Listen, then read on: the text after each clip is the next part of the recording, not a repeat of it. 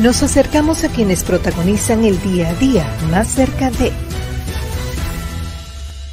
Bueno, precisamente nuestro invitado que hoy nos engalana, a quien acogemos aquí en Más Cerca, pues estamos acostumbrados a verle a través de su trabajo en comunicación, a través del programa Emmanuel y Herme y en otros espacios. Su trabajo también de relaciones públicas son notorios y bien valorados.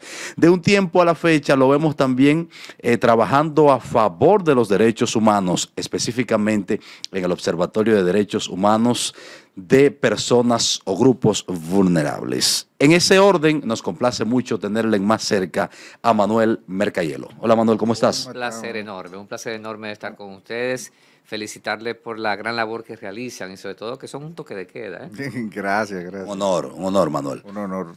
Manuel, el Observatorio de Derechos Humanos para personas o grupos vulnerables, ¿de qué se trata? ¿Qué tan amplio es? ¿Qué tiempo tiene? ¿Y cuáles grupos acoge? Mira, el observatorio ya va para 10 años en República Dominicana. Inició con una reunión que se realizó justamente con periodistas y fue un encuentro con cerca de 45 periodistas debatiendo temas de situaciones que ocurrían en República Dominicana y que aún ocurren en República Dominicana. Surgió la idea de crear un observatorio específicamente para el tema de denuncias, el tema de buscar soluciones de manera legal, de manera psicológica. Y cuando le digo esto es porque el Observatorio de Derechos Humanos también da el acompañamiento legal gratuito a las personas que necesitan un abogado, igual también quienes necesitan el servicio de un psicólogo o una psicóloga también lo tienen de manera gratuita. El observatorio está compuesto por cerca de 34 organizaciones en República Dominicana de la sociedad civil y 32 organizaciones de Costa Rica. Igual también ya se están haciendo aprestos para otras firmas de acuerdo con Colombia y otros países más. Defiende a las personas en condiciones de vulnerabilidad en República Dominicana. ¿Cuáles son los que más se han acercado al observatorio? Niños, niñas y adolescentes que son víctimas de explotación sexual. Está también ahí el tema de adultos mayores, está el tema de migrantes, el tema de trata y tráfico, está el tema de personas que son usuarias de drogas, donde buscamos las soluciones de que sean vistos como personas enfermas, sí, para que le puedan dar las soluciones necesarias y poder rescatar a estas personas. Está la población LGBTIQ+, que es una de las más afectadas en República Dominicana por igual. Es un grupo enorme, que si buscamos detalles podemos decir que prácticamente toda persona que es víctima de violaciones de derechos humanos toca la puerta del observatorio. Sí, es un paraguas bastante grande, pero la pregunta obligatoria obviamente es que la pandemia, el 2020, marcó un antes y un después en muchísimas cosas en la República Dominicana y en el mundo entero. Eso es un momento de cambio. Entonces, ¿cómo esto ha afectado justamente a estos grupos vulnerables?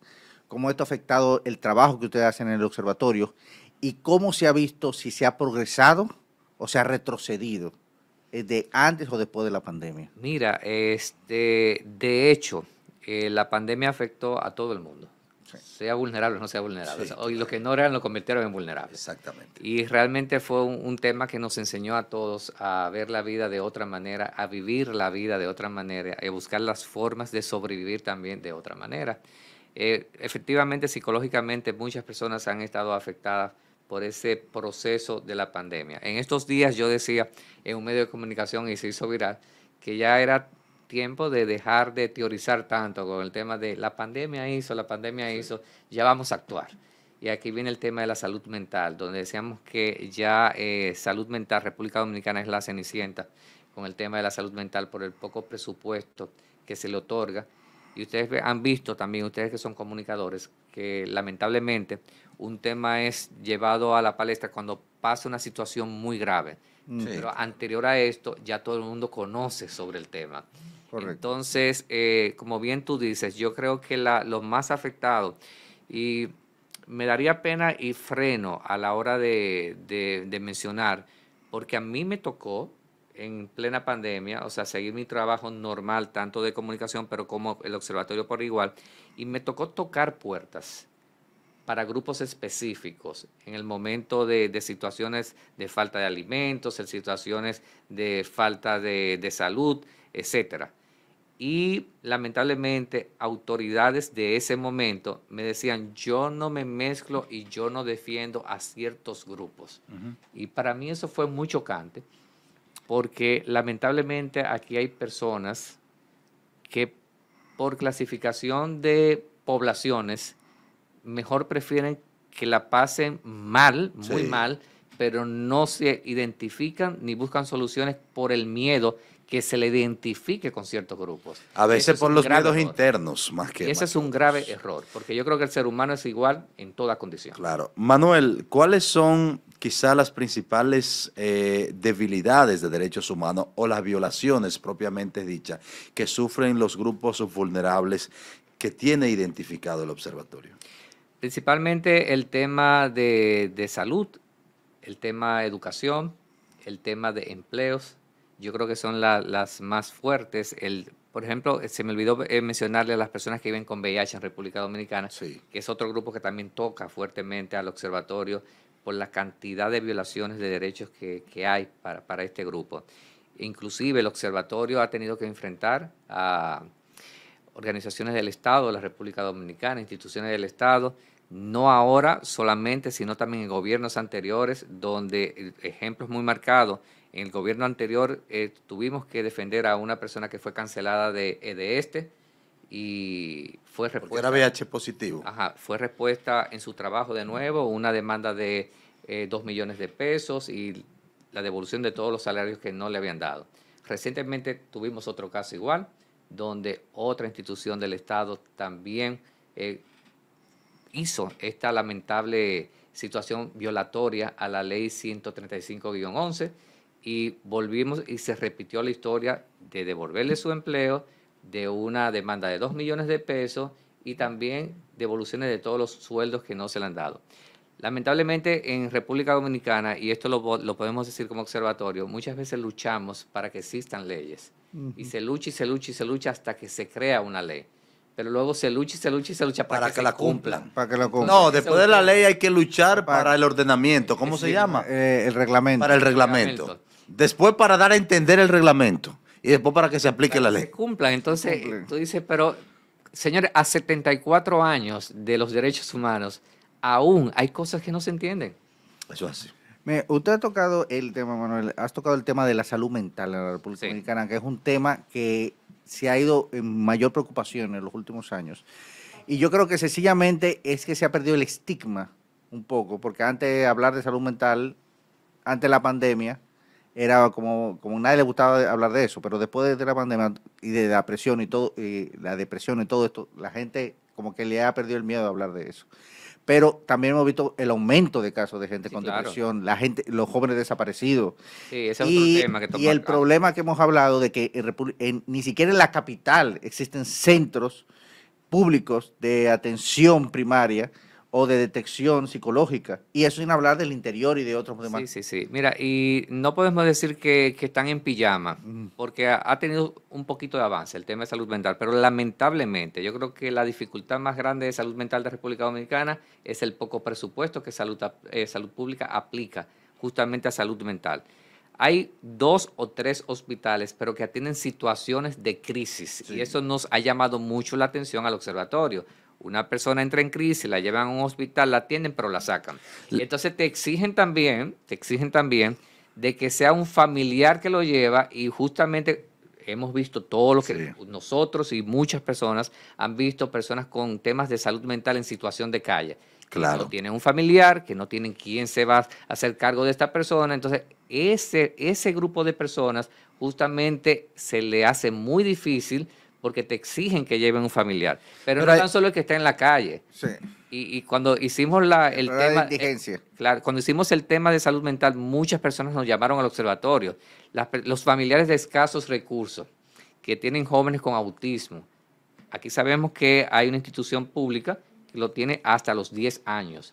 ¿Eso es cuál? El CAI. El CAI, pero de 10 años hacia arriba no hay. Entonces, inclusive para que padres y madres puedan hacer que sus hijos estudien con una situación de autismo, tienen que pagar un profesor de manera privada que cuesta de 20,000 a 25,000 pesos. ¿Cómo lo hacen? Manuel, yo quiero volver un poco al tema de la salud mental. Tú señalas la ausencia o la pírrica asignación presupuestaria como el principal problema. Sí lo es, pero sin embargo yo creo que hay un tema también de la ley de salud mental que se convierte en una retranca de algún modo para las propias personas que tienen algún padecimiento, porque lo que tú has dicho, la persona que está en situación de calle, ya como enajenada mental,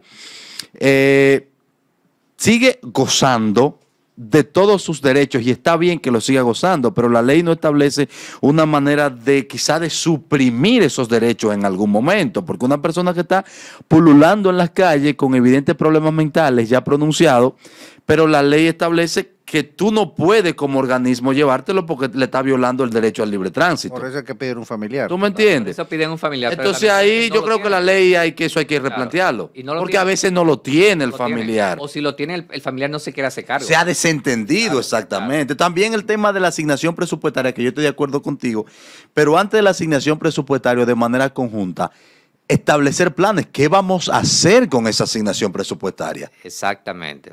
¿Y cómo lo van a hacer? ¿Cómo lo vamos a hacer? Pues yo creo que además de la asignación presupuestaria o antes de la asignación presupuestaria, tiene que haber un andamiaje social, de infraestructura, incluso que toque lo jurídico para establecer un camino de qué vamos a hacer con ese presupuesto. Claro, pero tú sabes que el tema salió a la luz fuertemente por la situación lamentable que pasó del joven que falleció, Sí. por la piedra que enviaron, y ahí todo hubo un revuelo de medios de No, comunicación. porque aquí es así. Y entonces, pero ese caso todo el mundo lo sabe y todo el mundo sabe que está ahí, pero nadie pone el dedo en la llaga. Claro. Correcto, pero justamente antes de que esta persona falleciera, ya había habido varios incidentes con otras personas que habían estado rompiendo carros Claro. o agrediendo vehículos o personas en las calles. Y personas yo con problemas advertí aquí mentales. que hasta que no mataran uno no le iban a hacer caso. Entonces, y la pregunta es justamente cuáles son los mecanismos legales, porque lo puede meter preso entonces, ¿quién lo defiende? Ustedes me imagino que tienen... Y de hecho, te voy a decir ¿Y algo. cuáles o sea, son los derechos y cómo la abarca? Entonces, ¿y las prisiones tienen la capacidad?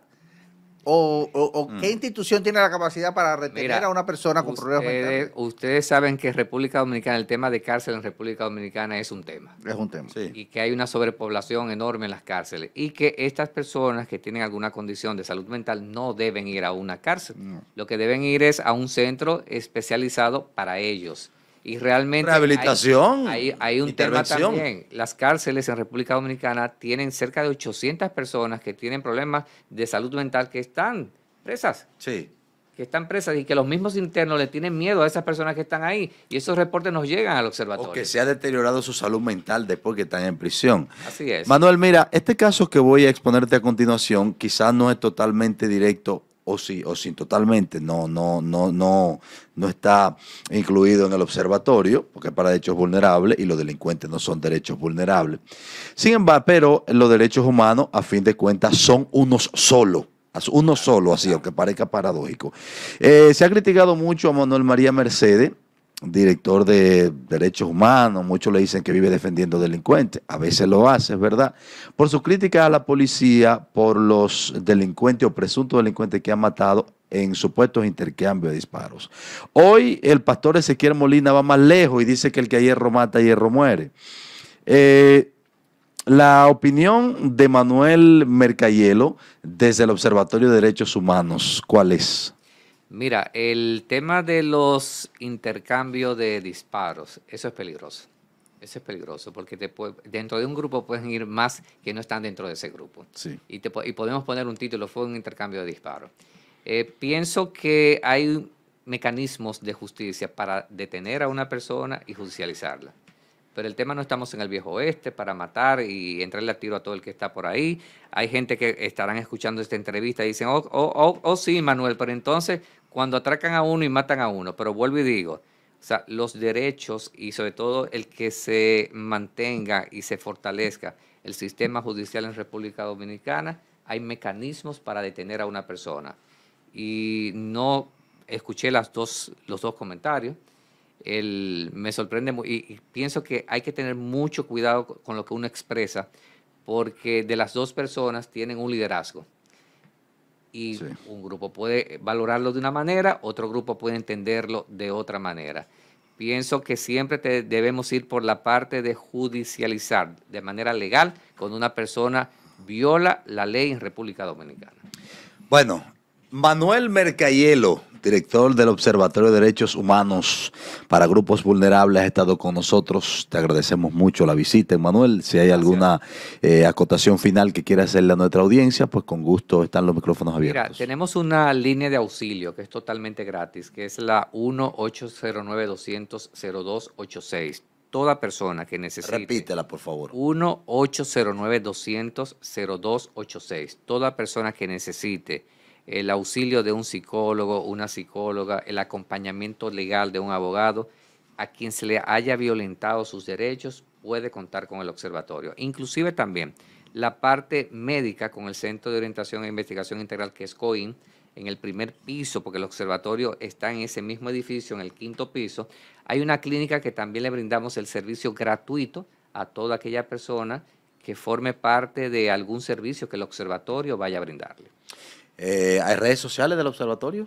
Bueno, el observatorio ODHGB, en todas las redes sociales RD, ahí pueden conseguir todas las informaciones, e igual también comunicándose al 681-1515, 809-681-1515. Muchísimas gracias, Manuel Mercayelo. Saludo a tu hermana, mi amiga. Abrazos a ustedes y no me lo pierdo en el tapón. Muchísimas gracias, un honor. Hacemos un contacto con publicidad. Al regreso, seguimos agotando todo el contenido restante de Nivel Carrosario Más Cerca. Ya volvemos. A Nivel Carrosario Más Cerca.